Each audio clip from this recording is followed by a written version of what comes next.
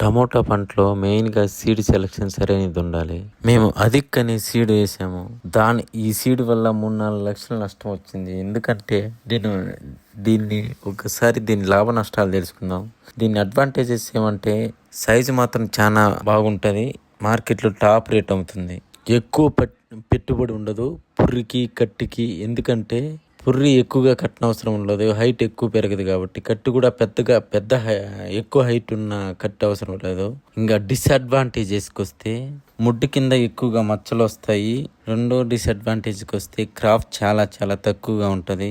నా అభిప్రాయం అయితే అధిక్ సీడ్ ఎవరైనా నాటాలనుకున్నా నాటిన వాళ్ళైనా సరే అధిక్ సీడ్ వల్ల అయితే ఖచ్చితంగా నష్టం వస్తుంది. కాబట్టి ఎక్కువగా కూడా పెట్టుబడి పెట్టద్దండి. అధిక్ సీడ్ నాటద్దు.